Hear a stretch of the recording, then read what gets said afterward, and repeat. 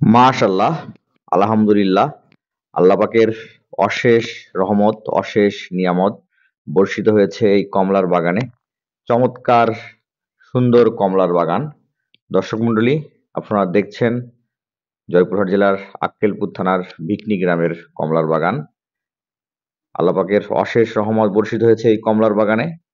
কমলার বাগানে দর্শনার্থী ভিড় করছেন, কারণ সচরাচর আমাদের এই অঞ্চলে সহজে কিন্তু কমলার বাগান চোখে পড়ে না। এটি হচ্ছে এই অঞ্চলের একমাত্র কমলার বাগান, যেটি হচ্ছে কমলাতে পরিপূর্ণ। কমলাগুলো পরিপক্ক হয়েছে, চমৎকার কালার এসেছে। দর্শনার্থী ভিড় করছেন কমলার বাগান দেখার জন্য, কারণ সচরাচর আমরা কমলার বাগান কিন্তু দেখতে পাই না, বা আমরা কিন্তু অনেকে দেখিনি। এটাই হচ্ছে বাস্তব সত্য। তার এই প্রেক্ষিতে যারাই শুনছেন এই অঞ্চলে কমলার বাগানের অবস্থানটি, তারাই আসছেন আশেপাশের জেলা থেকে, আশেপাশের উপজেলা থেকে ভিড় করছেন কমলার বাগানটি দেখার জন্য। কেউ আবার আসছেন যে কমলার বাগানে গিয়ে কমলা ক্রয় করবেন। দর্শনার্থী দেখতে পাচ্ছেন, অনেক দর্শনার্থী।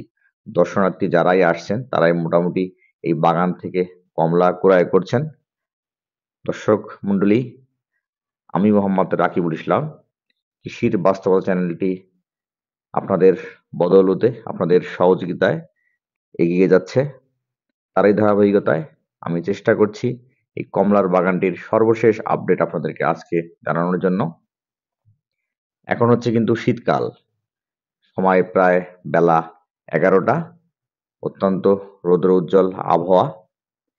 দেখতে পাচ্ছেন এক ভদ্রলোক, এই ভদ্রলোকের অনেকগুলো বাগান রয়েছে, কিন্তু তার কিন্তু কমলার বাগান নেই। তিনি এসেছেন কমলার বাগান নিয়ে ধারণা পাওয়ার জন্য। কমলার বাগান কিভাবে করা হয়, কিভাবে কমলা চাষ করা যায়, কোন জাতটি ভালো। বাগানের সবচেয়ে আকর্ষণীয় চমৎকার জায়গা, এই জায়গাটিকে এনারা বলেছেন সেলফি জোন। এখানে অনেকেই সেলফি তোলে বা ফটো সেশন করে, বা যারা বাগানটি ঘুরতে আসেন তাদের কাছে সবচেয়ে আকর্ষণীয় জায়গা যেটি আমি দেখালাম। এখনো অনেক গাছে কমলা রয়েছে। পুরো বাগানে আসলে দর্শনার্থীদের পদচারণায় মুখরিত। বিকেলে এই ভিড়টি আরো বেশি থাকে। দর্শক মণ্ডলী, যদি আমার ভিডিওটি ভালো লাগে অবশ্যই লাইক করবেন, সাবস্ক্রাইব করবেন। আজকের মতো বিদায় নিচ্ছি। আল্লাহ হাফেজ।